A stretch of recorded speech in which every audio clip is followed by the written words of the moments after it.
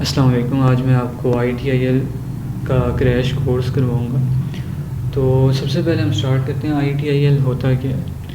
ये एक लाइब्रेरी है, एक फ्रेमवर्क है, आप इसको कह सकते हो एक सेट ऑफ रूल्स हैं जो कि हम डिफ़ाइन करते हैं। फ़िक्स नहीं होते, ये एक गाइडलाइन है, एक समझ लो एक गाइडलाइन होती है जो कि आपको बताती है कि आपने डिफरेंट सिचुएशंस में क्या क्या चीज़ें परफॉर्म करनी है। अब आप सोच रहे होगे कि भाई इसकी ज़रूरत क्या है। जब आपकी कंपनी एक बहुत बड़ी कंपनी होती है तो उसमें मस्ट होता है कि आप कोई ना कोई गाइडलाइंस फॉलो करो, वरना चीज़ें क्रैश हो जाएंगी। फॉर इंस्टेंस एक बंदा है, उसने देखा कि हमारी सर्विस क्रैश हुई, उसने कहा कि हो सकता है ये जावास्क्रिप्ट यूज़ हुई है, इस वजह से क्रैश हुई है। उसने वो सारा कोड रस्ट में लिखना शुरू कर दिया, तो ये बहुत बड़ी कन्फ्यूजन होगी। या हो सकता है एक छोटा सा एरर आए तो जो जूनियर है वो बार बार मैनेजर के पास जाए, तो सर्वर डाउन हुआ तो सारे पैनिक हो गए, उन्होंने किसी ने बैकअप नहीं लिया, किसी ने कुछ चीज़ें नहीं ली। तो कुछ ना कुछ गाइडलाइंस डिफ़ाइन होनी चाहिए। तो ये ITIL वो गाइडलाइंस हैं। हो सकता है आप पहले से ही वो चीज़ गाइडलाइंस को फॉलो कर रहे हो, लेकिन ये है कि ये ITIL से आपको पता लग जाएगा कि अगर आप किसी चीज़ में मिसिंग हो तो आप उस चीज़ को अपग्रेड कर सकते हो। अब हम ITIL की बेसिक्स देखते हैं। तो सबसे पहले आपको पता होना चाहिए ITIL में ना, जो इसकी पूरी दुनिया जो है ना वो वैल्यू पे घूमती है कि जो भी हम सर्विस दें उस वो वैल्यू हमें क्या प्रोवाइड करिए। अब वैल्यू क्या होती है? वैल्यू को आप इस तरह समझो कि जो चीज़ किसी के काम है। फॉर इंस्टेंस जैज़ से हमने इंटरनेट लिया, अब उस इंटरनेट से हम यूट्यूब देख रहे हैं, टिकटॉक देख रहे हैं, एक्सेट्रा एक्सेट्रा। अगर इंटरनेट बहुत स्लो है और कोई भी चीज़ ओपन नहीं हुई तो वो क्या चीज़ होगी? वैल्यू हमारे लिए क्या है? ज़ीरो है। तो ITIL सबसे ज़्यादा फोकस करता है कि वैल्यू हमारी मैक्सिमम होनी चाहिए। अब सर्विस क्या होती है? अब हम सर्विस का कॉन्सेप्ट पढ़ते हैं। सर्विस कोई भी एक ऐसा तरीका है जिससे हम दूसरों को वैल्यू देते हैं बिना उसको बताए कि इसमें रिस्क कितना है, इसमें कॉस्ट कितना है, कुछ भी बताए। हम उनको डायरेक्टली एक वैल्यू प्रोवाइड करते हैं। जैसे ऊबर की एग्जांपल ले लो। ऊबर हमें कुछ भी नहीं बताना पड़ता ऊबर को कि भाई ऊबर मतलब कि हमें ना ड्राइवर को सिलेक्ट करना पड़ता है, ना हमें कार का टेंशन लेनी पड़ती है, पेट्रोल की भी नहीं टेंशन लेनी पड़ती। बस हमने सर्विस को सिलेक्ट किया और वो हमें एक डेस्टिनेशन एक पॉइंट से दूसरे पॉइंट तक लेके जाएगा। ये एक सर्विस प्रोवाइड हो रही है विदाउट हमें, एक वैल्यू प्रोवाइड हो रही है विदाउट हमें जाने कि हमें हमारी पीछे बैक एंड पे कॉस्ट या रिस्क कितना आ रहा है। अब उसके बाद हमें पता होना चाहिए आउटपुट क्या है और आउटकम क्या है। आउटपुट ये है कि हमने क्या चीज़ बनाई है। फॉर इंस्टेंस मैंने एक मोबाइल एप्लीकेशन बनाई है, ठीक है, एक बैंकिंग की एप्लीकेशन बनाई है। मैंने क्या बनाई है? बैंकिंग की मोबाइल एप्लीकेशन बनाई है। आउटकम क्या होगा कि उस एप्लीकेशन के बनाने के बाद मुझे उससे क्या फ़ायदा हो रहा है। हो सकता है मैं अब ऑनलाइन ट्रांजैक्शंस कर पा रहा हूँ, मैं बिल पे कर पा रहा हूँ, वो आउटकम है। तो अब ये हमें पता होना चाहिए। अब समझ लो, अब हमने कभी भी कोई भी सिस्टम बनाना है ना, तो हम सर्विस हमने बनानी होती है। अगर सर्विस का मतलब है कोई भी एप्लीकेशन या कोई भी हम चीज़ जो प्रोवाइड करेंगे कंज्यूमर्स को, हमने मेक श्योर करना है कि उसमें कॉस्ट भी कम हो, रिस्क भी कम हो और आउटकम बहुत अच्छा हो। ये मतलब हमारी एक वो क्या कहते हैं, परफेक्ट वर्ड में हमारा एक वो है कि ये चीज़ यार बेस्ट केस सिनेरियो है हमारा, ठीक है। अब यूटिलिटी क्या है और वारंटी क्या है? यूटिलिटी एक ऐसी चीज़ है कि ये काम करती है, ये जिस चीज़ के लिए बनाई गई है वो काम परफॉर्म करती है या नहीं करती। फॉर इंस्टेंस AC है, अगर AC ठंड नहीं कर रहा तो उसका मतलब है वो अपना यूटिलिटी, अपना पर्पज़ ही नहीं पूरा कर रहा। और उसके बरक्स वारंटी क्या है? वारंटी ये है कि AC अपना पर्पस पूरा कर रहा है या नहीं कर रहा। यानी कि अगर वो रोज़ क्रैश हो जाए, रोज़ चले ही ना, तो इसका क्या फ़ायदा होगा? तो इसका कोई फ़ायदा नहीं होगा। तो हमने यूटिलिटी का मतलब यह है कि वो अपना पर्पस परफॉर्म कर रही है, और ये वारंटी का ये है कि वो यूज़ के काबिल भी है या नहीं है। तो जब हमने ITIL की बेसिक्स अंडरस्टैंड की तो वो ये है कि हम किसी भी सर्विस को जब बनाएंगे तो हमने मेक श्योर करना है कि उसमें ज़्यादा से ज़्यादा वैल्यू हो। और वैल्यू को हम किस तरह डिफ़ाइन करेंगे कि जो भी हमने आउटपुट बनाई है उसमें कॉस्ट और रिस्क कम हो और आउटकम ज़्यादा हो, ठीक है। और वो यूटिलिटी भी प्रोवाइड कर रही हो और वो वारंटी भी हो, वो काम की भी हो, रोबस्ट भी हो और वो अपना पर्पस भी परफॉर्म कर रही हो। ये सबसे पहले हमने इसकी बेसिक्स पढ़ी हैं। अब हम इसमें पढ़ते हैं कि यार की कॉन्सेप्ट्स क्या हैं, मतलब कि ITIL में कौन कौन से स्टेक होल्डर, कौन कौन से लोग होते हैं। एक होता है सर्विस प्रोवाइडर, जो कि सर्विस प्रोवाइड कर रहा होता है, जो कि हो सकता है आपकी फर्म हो जो कि इन चीज़ों को सर्विस प्रोवाइड कर रही है, ठीक है। जिस तरह अगर एग्जांपल दूं तो जैज़ है, PTCL है या HPL का बैंक है, कोई भी चीज़ वो सर्विस प्रोवाइड कर रही है। अब उसमें कस्टमर्स हैं, कंज्यूमर्स हैं जो सर्विस को कंज्यूम कर रहे हैं। अब वो कंज्यूमर्स कौन कौन से होते हैं, एक होता है कस्टमर, एक होता है यूज़र और एक होता है स्पॉन्सर रोल्स। अब ये क्या कहें, कस्टमर कौन है? कस्टमर वो है जो हमसे चीज़ ले रहा है, मेजर बंदा समझ लो। एग्जांपल मैं इस तरह देता हूँ कि फॉर इंस्टेंस मेरी एक कंपनी है, मैंने जैज़ से उनका एक वैन का कनेक्शन लिया, तो मैं कौन हूँ, उनका डायरेक्ट कस्टमर हूँ, ठीक है।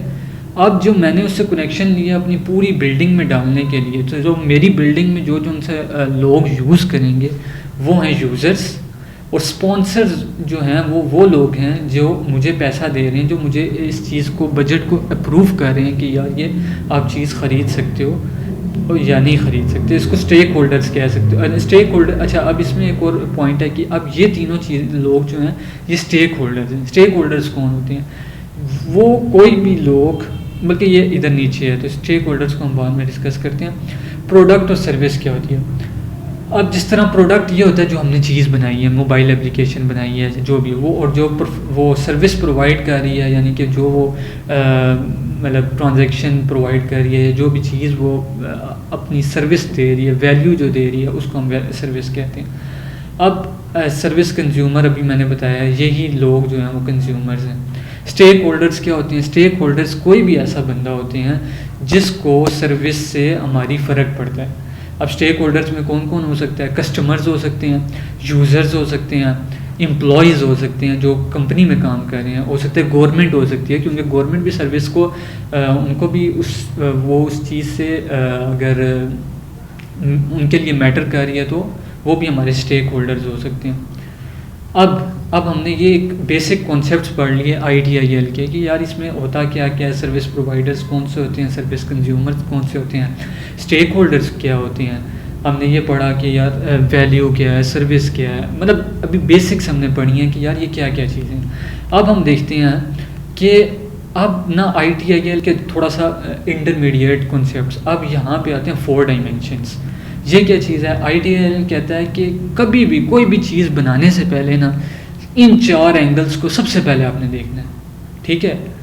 4 मेजर हैं, ये 5th जो है वो एक्सटर्नल फैक्टर्स हैं, इनको बाद में देखते हैं। जो मेजर हैं वो 4 हैं। इसकी एग्जांपल आप इस तरह ले लो, इंसान की एक हेल्थ है, जिस तरह फिज़िकल होती है, फिर मेंटल होती है, फिर सोशल है, फिर फाइनेंशियल है।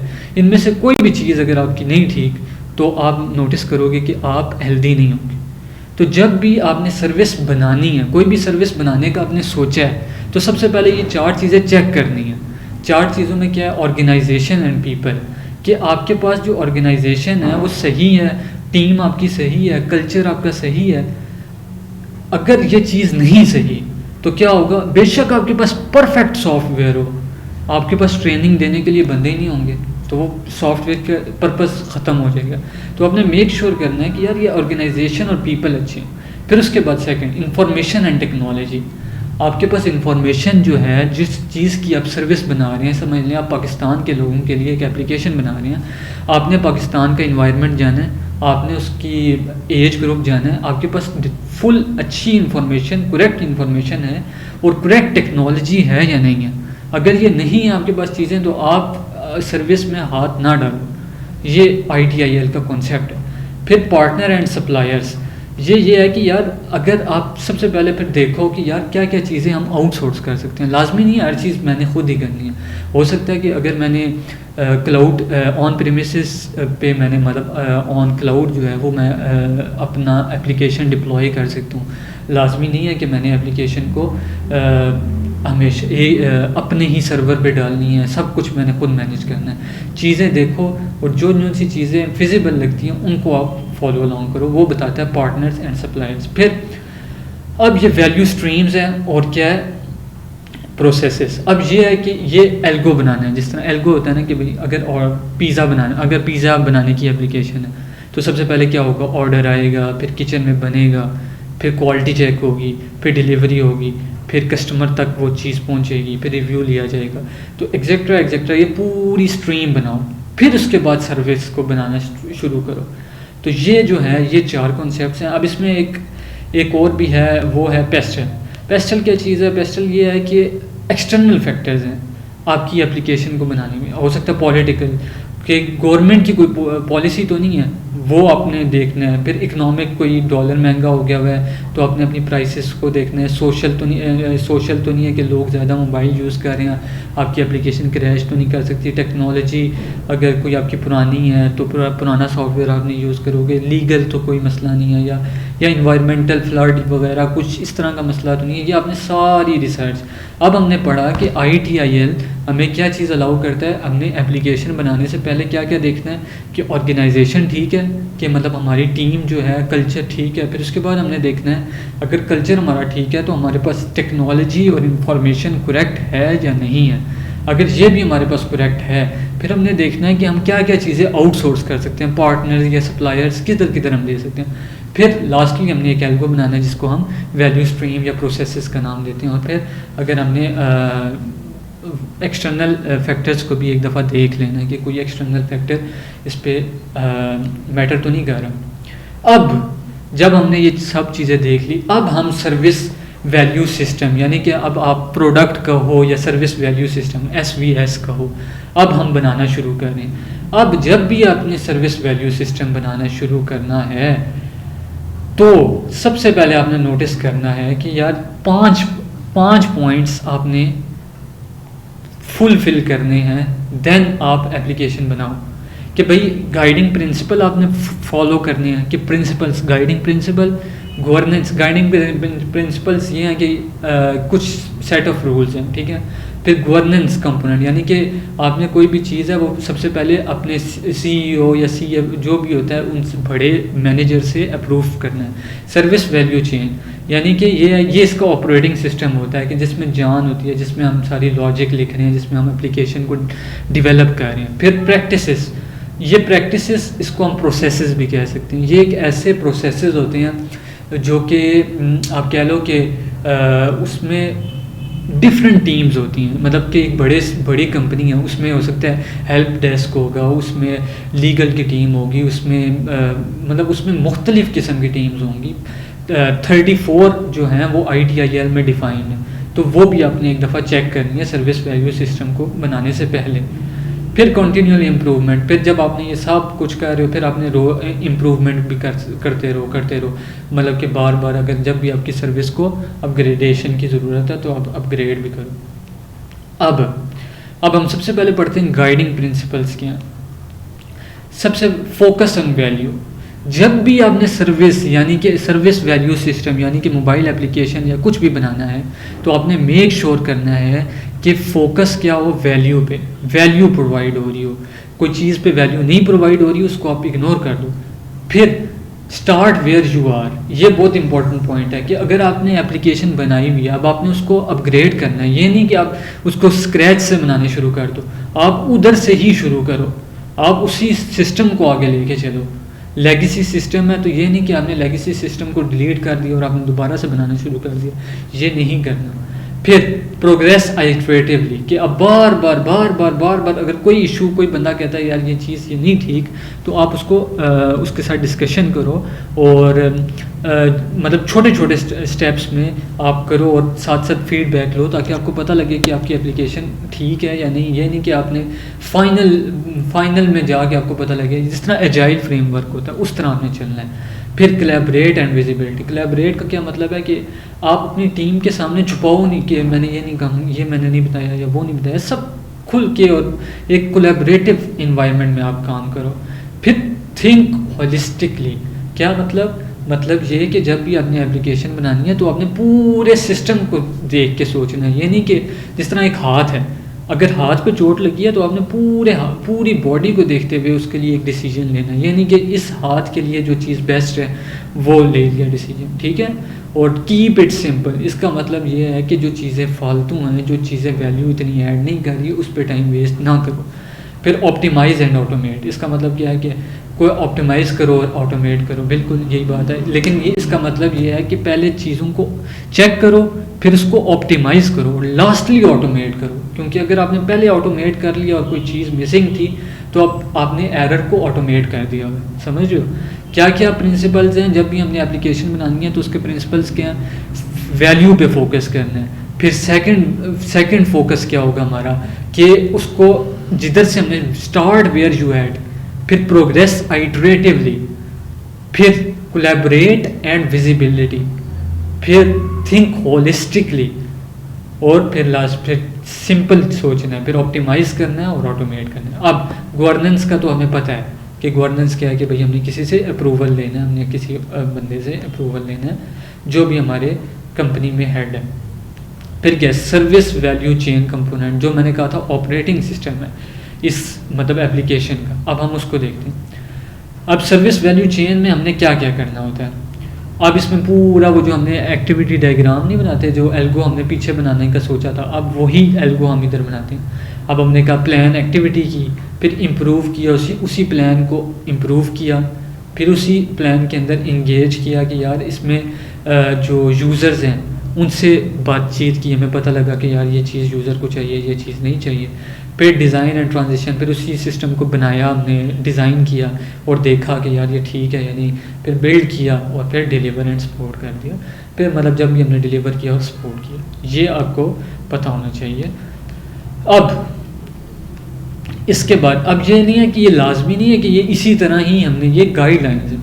मतलब अगर आपने पीछे बनाया और आपने पीछे ही फुल सेट बिल्कुल ठीक बनाया हुआ तो बस आप इसको रीविज़िट कर सकते हो। लाजमी नहीं है कि आपने एक एक स्टेप को फुली थॉरोली फॉलो अलाउंग करना है, लीनियर नहीं आपने कुछ। उसके बाद हम प्रैक्टिसेस देखते हैं, जो हमने बात की थी कि ये ऑल डिपार्टमेंट्स की जो हमने बात की थी। अब ये टोटल जो डिपार्टमेंट्स जो हैं ITIL में 34 है, लेकिन हम जो है ना 19 तक देखेंगे जो कि इम्पोर्टेंट है, जो कि आती होती हैं।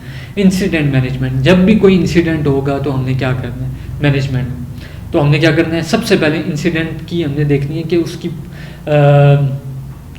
इंसिडेंट कितना बड़ा है, मेजर इंसिडेंट है या थोड़ा सा वो है मॉडरेट है या बिल्कुल इतना बड़ा इशू नहीं है। अगर वो बड़ा इशू है तो सबसे पहले हमें उसको सॉल्व करना है। उसकी प्रायोरिटी को सेट करने के लिए कुछ रूल्स होते हैं। वो होता है कि भाई इसका इम्पैक्ट कितने लोगों पे और ये कितनी अर्जेंट है, ठीक है, ये एक रूल है इसका। अच्छा, अब ये जब भी आएगा आपने सबसे पहले इसको सॉल्व करना है। इसमें फिर P1 P2 P3 P4 होते हैं, ठीक है। और अब इंसिडेंट जब भी आएगा आपने ये नहीं सोचना कि प्रॉब्लम क्या है, आपने इसको सॉल्व करना है, प्रॉब्लम बाद में देखी जाएगी। इसको क्या करना है, सबसे पहले सॉल्व करना है। और जो इसको ना KEDB नॉन एरर डेटाबेस में रिकॉर्ड कर देना, लॉग कर देना कि यार ये इशू आया था, ठीक है। अभी आपने प्रॉब्लम नहीं सॉल्व करनी, अभी आपने वर्क अराउंड करना है, जुगाड़ लगाना है। ये जब भी इंसिडेंट आएगा आपने उसी टाइम, हो सकता है आपने 2 सर्वर हैं, आपका एक आपने दूसरे सर्वर में शिफ्ट कर देना है। क्यों? क्योंकि इम्पैक्ट बहुत ज़्यादा है। फिर है प्रॉब्लम मैनेजमेंट, इसमें आपने प्रॉब्लम को फाइंड करना है और प्रॉब्लम को आपने लॉग करना है और प्रॉब्लम को लिखना है सही तरीके से, प्रॉब्लम को आगे आने से बताना है, ठीक है। और उसमें वो जो KEDB था ना, जो हमारा नॉन एरर वाला था, उसमें ही फिर बताना है कि यार मैंने प्रॉब्लम को आइडेंटिफाई किया और मैंने इसको ठीक कर लिया।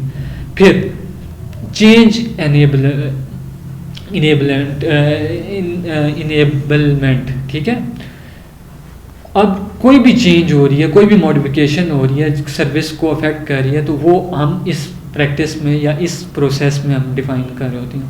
ठीक है। ये अब इसमें हो सकता है एक स्टैंडर्ड चेंज। अब इसमें कौन कौन सी टाइप है? स्टैंडर्ड चेंज जो बिल्कुल सिंपल है यार, एंटीवायरस का हर महीने हमारा जो है वो अब अपडेट आती है, उसको हमने लगाना। नॉर्मल चेंज क्या है कि यार कि एक छोटी सी जो है ना हमने फीचर डाला है उसको हमने अपडेट करना। एक एमरजेंसी अपडेट है कि किसी ने अब विंडोज़ की अपडेट आई है और सिक्योरिटी पैच जो नहीं सही लगा हुआ, तो आपको एकदम से अपडेट करना है, वो एमरजेंसी इमरजेंसी चेंज में आएगी।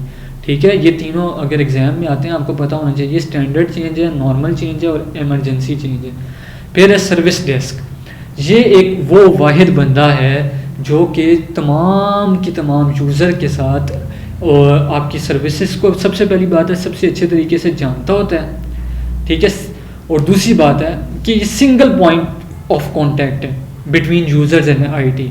ये समझ लो कि वो ऑफ सर्विस डेस्क पे जो बंदा होता है, ये इसका काम क्या होता है कि इंसिडेंट जैसी वो होते हैं रिसीव हो रहे हैं यूज़र से, तो उनको लॉग करना, फिर रिक्वेस्ट को हैंडल करना यूज़र्स की, फिर उसके अलावा वो टिकट्स असाइन करना कि प्रायोरिटी वाइज यूज़र की सेटिस्फेक्शन को इंश्योर करना और वगैरह वगैरह। इसमें फिर ये होता है कि ये लोकल सर्वर होते हैं, सर्विस डेस्क पे होते हैं, कुछ सेंट्रलाइज्ड होते हैं, कुछ वर्चुअल होते हैं। बस ये बेसिक आपको पता होना चाहिए। फिर सर्विस लेवल मैनेजमेंट, ये क्या है? सर्विस लेवल एग्रीमेंट, इसमें ये होता है कि सर्विस लेवल एग्रीमेंट होता है।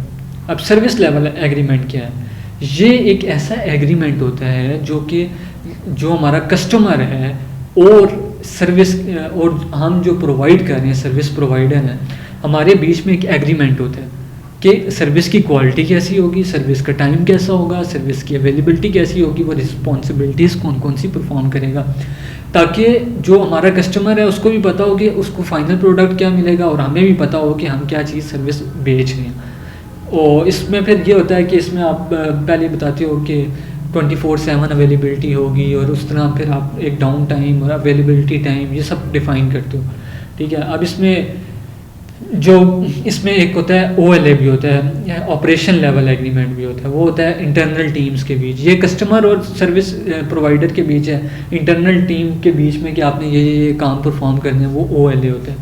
फिर प्रोवाइडर और सप्लायर के बीच में UC होते हैं, अंडरपिनिंग कॉन्ट्रैक्ट होते हैं। UC मतलब यह है कि हो सकता है अब जैज़ ने किसी से वायर्स का कनेक्शन सप्लाई लिए हो, उसके साथ जो कॉन्ट्रैक्ट होगा उसको हम UC कहेंगे, अंडर पिनिंग कॉन्ट्रैक्ट। ठीक है, उसके बाद सर्विस रिक्वेस्ट मैनेजमेंट। ये क्या है? सर्विस जब भी कोई भी अच्छा, यूज़र की जब भी रिक्वेस्ट आई ना, उसको मैनेज करने का जो है ना वो प्रोसेस, उसको सर्विस रिक्वेस्ट मैनेजमेंट कहते हैं। अब उसमें हो सकता है कि उसने कहा हो कि कोई चीज़ ख़राब हुई है या उसको कोई नई चीज़ चाहिए। ठीक है, मतलब हो सकता है नए लैपटॉप उसको चाहिए, या कुछ सॉफ्टवेयर इंस्टॉल करना है, या पासवर्ड रीसेट करना है, या कोई नई परमिशन देनी है, हर चीज़।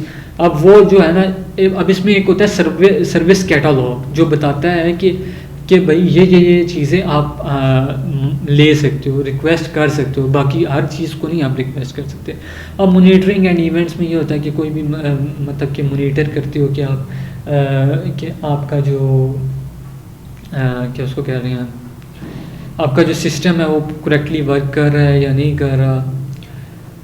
अब हो सकता है अब आप उसमें 3 टाइप्स होते हैं। एक होता है इंफॉर्मेशनल, यानी कि मॉनिटर करते हुए आपको लॉग्स आ रहे हैं कि ठीक हो रहा है, डिप्लॉय हो गया है, और थोड़ी सी जो डिटेल्स आ रही हैं। एक होता है वार्निंग आ रही है कि भाई कि आपकी अपडेट नहीं है, हो सकता है प्रॉब्लम, और एक्सेप्शन भी होता है। एक्सेप्शन ये है कि कोई प्रॉब्लम आ रही है।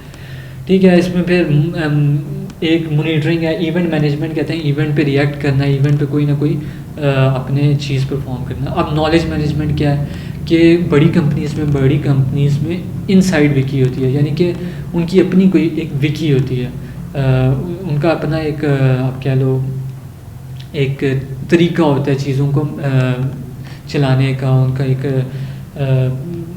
ठीक है कि किस तरह वो डाटा को लेते हैं, फिर डाटा को इन्फॉर्मेशन में कन्वर्ट करते हैं, फिर इन्फॉर्मेशन से नॉलेज बनाते हैं, नॉलेज से विजडम बनाते हैं। तो वो जो है उस पर वो जो होती है वो सारा का सारा ऑर्गेनाइजेशन की जो डाटा होता है वो इसमें इस मैनेजमेंट में होती है, प्रोसेस में होती है, sorry. Continuous improvement, continual improvement, sorry, ये बहुत इंपॉर्टेंट है, ये पेपर में, ये एग्ज़ाम में बहुत। कॉन्टीन्यूअल इम्प्रूवमेंट प्रैक्टिस, ये क्या है? इसमें ये होता है कि हमने हमेशा अच्छा बनाने की कोशिश करनी है अपने प्रोडक्ट को, प्रोसेस को। अब हम ये किस तरह बनाते हैं? सबसे पहले व्हाट इज़ द विजन, कि विजन क्या है, हम क्या बनाना चाहते हैं। फिर वेयर आर वी नाउ, अभी हम कहाँ पर हैं। Where do we want to be, हम कहाँ तक पहुँचना चाहते हैं। How do we get there, हम कैसे पहुँचेंगे। टेक एक्शन लो, और डिड वी गेट देयर, हम वहाँ तक पहुँचे हैं। How do we keep the momentum going, हम कैसे मोमेंटम को गोइंग कर सकते हैं। ये 7 स्टेप्स हैं इसके, ठीक है। अब ये स्टेप्स जो हैं ये इंपॉर्टेंट है, बट अब ये नहीं है कि आपने याद करने हैं। अब ये आता है, इस तरह आता है कि आपका एक एग्ज़ाम में क्या आता है कि हम एक सिस्टम बना रहे हैं, उस सिस्टम में हमारी एफिशिएंसी 92% है। अब कोई एक हमने नया CEO हायर किया, वो कहता है हमने 96% तक अपनी एफिशिएंसी को बढ़ानी है। तो बताओ कि अभी हम कौन से कॉन्टिन्यूअस इम्प्रूवमेंट प्लान पे हैं। तो आप कहोगे कि उसने बढ़ानी है, तो हमें पता लग गया where do we want to, where do we want to be, ये पॉइंट, ये वाले स्टेप पे हम हैं। तो ये आपको पता होना चाहिए। फिर IT एसेट मैनेजमेंट, इसमें IT के एसेट मैनेज हो रहे होते हैं कि फर्म के अंदर कितने लैपटॉप्स हर 4 महीने बाद बदले जाएंगे, कितने सर्वर्स चाहिए, कितनी वाइट्स चाहिए, वगैरह वगैरह वगैरह। कॉन्फ़िगरेशन मैनेजमेंट में भी 2 सेकेंड, कॉन्फ़िगरेशन मैनेजमेंट में ये हो रहा होता है कि सारी IT की जो इंफॉर्मेशन है ना, वो आपने मैनेज करनी होती है कि सर्वर A जो है वो सर्वर B से बात करता है, सर्वर B जो है वो C को यूज़ करता है। जब तो मतलब इस तरह ना ये कॉन्फ़िगरेशन मैनेजमेंट एक डेटाबेस होता है कि यहाँ पे मतलब कि जो भी IT सर्विस को डिलीवर करने के लिए यूज़ होती हैं ना चीज़ें, वो कॉन्फ़िगरेशन मैनेजमेंट में होती हैं, ठीक है। मतलब जिस तरह हम कह लो आप .env की फ़ाइल होती है, उस तरह की। अब रिलीज़ मैनेजमेंट में ये होता है कि आपने क्या नाम है, मेजर रिलीज़ आ रही है, माइनर रिलीज़ आ रही है, या बिल्कुल अभी कोई इतनी बड़ी एमरजेंसी रिलीज़ है, अर्जेंट फिक्स है, सिक्योरिटी पैच है। तो ये बस ये होता है कि जब हमने जिस तरह होता है ना iOS 17 से iOS 18 में गया, ये मेजर है, छोटा क्या 18.1 18.2 ये मेजर रिलीज़, ठीक है। अब डिप्लॉयमेंट मैनेजमेंट में क्या होगा, उसमें यह है कि डिप्लॉय जब भी करना है तो हम किस किस टाइप का कर सकते हैं। क्या बिग बैंग जैसी है, बस जैसी आपने एकदम सी सर्वर पे डिप्लॉय कर दिया बगैर सोचे समझे, ये बहुत ज़्यादा रिस्की है। फिर है फेस्ड, कि आपने कुछ सिस्टम्स को डाला, थोड़े थोड़े से पार्ट्स को, वो थोड़ा सा कम रिस्की है। फिर ब्लू ग्रीन है। ब्लू ग्रीन क्या होता है कि आप 2 इन्वायरमेंट्स बनाते हो, एक होता है आपका प्रोडक्शन, एक होता है आपका दूसरा डेवलपमेंट। तो आप थोड़ा थोड़ा सा कर करके उसमें पुश करते जाते हो। अगर क्रैश होता है तो आप शिफ्ट कर देते हो दूसरे सर्वर पे। फिर उसमें एक कैनरी आता है, बिल्कुल पहले थोड़े से यूज़र्स को देते हो, जिस तरह बीटा वर्जन होता है उस तरह। अब अवेलेबिलिटी मैनेजमेंट, ये यार इस तरह होता है कि इसमें ना एक फार्मूला होता है, अवेलेबिलिटी इक्वल है कि हमने कितनी सर्विस टाइम, मतलब कि कितना हमारा डाउन टाइम आया और कितना हमारा एग्रीड टाइम था। फॉर इंस्टेंस हमने कहा था कि 24/7 जो है हम अवेलेबिलिटी देंगे, इसका मतलब है 720 घंटे हमारा ये सर्विस चलेगी, और हमारा डाउन टाइम आया 7.2 आवर्स लेट से। तो फिर हम इसका कैलकुलेट करेंगे 720 में से 7.2 को माइनस करेंगे और उसको डिवाइड करेंगे जो टोटल हमारे आवर्स हैं, और मतलब मल्टीप्लाई करके हम परसेंटेज निकालेंगे कि हमारा अवेलेबिलिटी टाइम कितना है। फिर कैपेसिटी मैनेजमेंट में भी यही है कि बिज़नेस की कितनी कैपेसिटी है, सर्वर की कितनी कैपेसिटी है, कंपोनेंट की कितनी कैपेसिटी है, वगैरह वगैरह वगैरह। अब सर्विस कंटिन्यूटी, ये मेरे ख्याल से होने का, अच्छा ये भी बहुत इंपॉर्टेंट है। सर्विस को कंटिन्यू रहना ही रहना है। सर्विस ये नहीं हो सकती कि क्रैश हो जाए, बैठ जाए, ये हम अफोर्ड नहीं कर सकते। तो इसमें क्या होता है, अगर समझ लो फ्लड आ गया, इसमें हमने ये चीज़ें सोचनी होती है, अगर फ्लड आ गया तब हम क्या करेंगे, अगर ये चीज़ आ गई तो अब हम क्या करेंगे, ये आपका वो है। अब इसमें क्या क्या होता है कि बिज़नेस कंटिन्यूटी प्लान, इसमें ये होता है कि अगर पूरी फर्म को चलाने की बिज़नेस कंटिन्यूटी प्लान क्या है। फिर होता है डिज़ास्टर रिकवरी प्लान, वो क्या चीज़ है कि अगर आपका कुछ छोटा सा आपका आईटी डिपार्टमेंट को हम किस तरह रिकवर करेंगे, ये डिज़ास्टर रिकवरी प्लान है, कितना टाइम। फिर इसमें एक दो लफ्ज़ बहुत इंपॉर्टेंट है, वो है आरटीओ और आरपीओ। आरटीओ क्या है, रिकवरी टाइम ऑब्जेक्टिव, कि कितने देर तक हम, कितनी जल्दी हम रिकवर करेंगे। फिर आरपीओ क्या है, रिकवरी पॉइंट ऑब्जेक्टिव, कितने टाइम पहले तक का हम डाटा रिकवर कर सकते हैं, 1 दिन का, 5 दिन का, 7 दिन का। आरटीओ रिकवरी टाइम और रिकवरी पॉइंट। उसके बाद लास्टली है information security, CIA, information security में हम ये देखते हैं कि हमारा डाटा जो है सी से क्या कॉन्फिडेंशियली सिर्फ ऑथराइज यूज़र देख रहे हैं, इंटीग्रिटी डाटा एक्यूरेट है, और अवेलेबिलिटी डाटा जब चाहिए हमें अवेलेबल हो रहा है या नहीं हो रहा है। क्या क्या है, कॉन्फिडेंशियली है, इंटीग्रिटी है और अवेलेबिलिटी है, ठीक है। अब हमने ये चीज़ें पढ़ी हैं, हमने देखा है हम जब भी कोई सर्विस बनाते हैं हमने 5 चीज़ों पे सॉरी किधर है ये, हमने 5 चीज़ों पे गौर करना है, कॉन्टिन्यूअल इम्प्रूवमेंट, ठीक है, हमने सब कुछ पढ़ा है। अब इसको तैयारी करने का क्या तरीका है। क्वेश्चन मैं आपको दिखा भी सकता हूँ, लेकिन क्वेश्चन में मोस्टली मेजरली क्वेश्चन ये हैं कि मतलब बेसिक है, वैल्यू क्या है, सर्विस क्या है। फिर उसमें अगर अब जिस तरह मैं आपसे पूछता हूँ कि 4 डायमेंशंस नहीं पूछेंगे कि आपको बताया कि 4 डायमेंशंस क्या होते हैं, बल्कि मैं अगर पेपर मेरे पास अगर पढ़ा हो तो मैं 2 सेकंड में आपको दिखा भी देता हूँ, यहाँ पर होगा। ये मैंने कोर्स किया था, मुझे समझ इतना नहीं आया था, फिर मैंने खुद से बनाने की। अब देखें ये क्वेश्चन से, अब इसमें क्या डेफिनेशन ऑफ सर्विस, हमें पता है सर्विस क्या है, कोई वैल्यू प्रोवाइड करे। अब इसमें कौन सी बात है जो वैल्यू प्रोवाइड कर रही है, वैल्यू, ये देखो ये वैल्यू ये वाला है, ठीक है। Identify the missing sentence, utility क्या है, यूटिलिटी अभी मैंने बताया था जो कि वो प्रोवाइड करती है, वैल्यू अपना पर्पस दे रही है या नहीं दे रही है, हम ये नहीं देखते फंक्शनैलिटी दे रही है या नहीं दे रही, ठीक है। Identify the following sentence, dash is the practice of insuring that risk are properly assured, ठीक है जी। कौन सी चीज़ है जो हमें बताती है कि रिस्क जो है वो प्रॉपरली इंश्योर हो रहे हैं या नहीं हो रहे, ठीक है। Authorising changes to proceed and managing change schedule, देखो ये चेंज स्केड्यूल, चेंज कब हमने स्केड्यूल करनी होती है, चेंज कंट्रोल में। फिर उसके बाद आइडेंटिफाई द मिसिंग वर्ड, ठीक है। An event is an emergency change of state, अब इवेंट क्या है, चेंज ऑफ स्टेट है, मैनेजमेंट और अदर सर्विस है। देखो ये मतलब मैं ये बताना नहीं चाह रहा, मैं याद करके नहीं आपको वो नहीं बताना चाह रहा, मैं ये कह रहा हूँ कि आपका एग्जाम कैसे आ रहा है। What is the purpose of information security management, अभी हमने पढ़ा है इंटीग्रेटेड CIA। अब देखते हैं CIA क्या है, सिस्टमैटिक ऑब्जर्विंग, ठीक है। इंटीग्रिटी, ये देखो CIA ये आंसर है। What is the purpose of monitoring, monitoring का क्या पर्पस है कि हमने देखना है कि वो अवेलेबल है, काम चीज़ चल रही है या नहीं चल रही है, अगर इशू आ रहा है तो किस स्टेट का इशू आ रहा है, ठीक है। ठीक है, यहाँ पे हम देखते हैं सिस्टमैटिक ऑब्जर्विंग, ये देखो ये रिकॉर्डिंग रिपोर्टिंग सिलेक्टेड चेंजेस, ठीक है, ये हमने चेंजेस वगैरह को देख रहे हैं। फिर क्या है इंसिडेंट मैनेजमेंट प्रैक्टिस, इंसिडेंट को मैनेज करने के लिए हमने क्या करना है, सबसे पहले उसी वक्त हमने सॉल्व करना है, वर्क अराउंड फाइंड करना है, इंश्योरिंग दैट, ठीक है, insuring that all successfully by restoring as quickly, ये देखो ये चौथा।